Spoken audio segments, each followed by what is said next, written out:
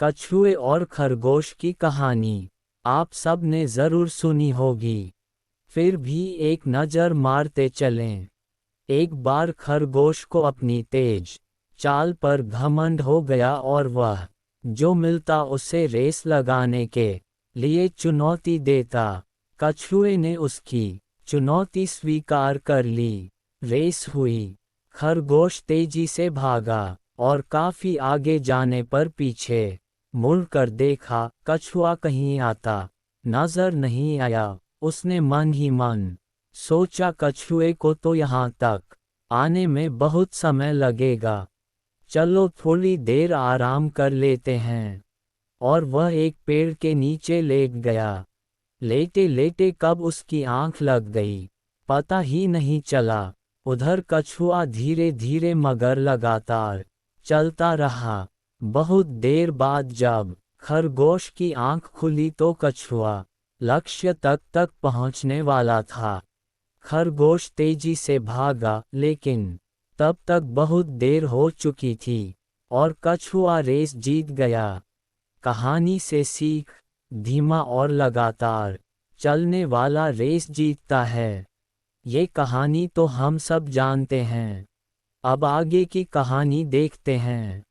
Race हारने के बाद खरगोश निराश हो जाता है। वह अपनी हार पर चिंतन करता है और उसे समझ आता है कि वह अति आत्मविश्वास के कारण ये रेस हार गया। उसे अपनी मंजिल तक पहुंचकर ही रुकना चाहिए था। अगले दिन वह फिर से कछुए को दौड़ की चुनौती देता है। कछुआ पहली रेस जीतकर आत्मविश्वास से भरा होता है और तुरंत मान जाता है। रेस होती है। इस बार खरगोश बिना रुके अंत तक दौड़ता जाता है और कछुए को एक बहुत बड़े अंतर से हराता है। कहानी से सीख, तेज और लगातार चलने वाला धीमे और लगातार चलने वाले से हमेशा जीत जाता है। यानी धीमे और लगातार होना अच्छा है, लेकिन तेज और लगातार होना और भी अच्छा है। कहानी अभी बाकी है जी। इस बार कछुआ कुछ सोच विचार करता है और उसे यह बात समझ आती है कि जिस तरह से अभी रेस हो रही है वह कभी भी इसे जीत नहीं सकता।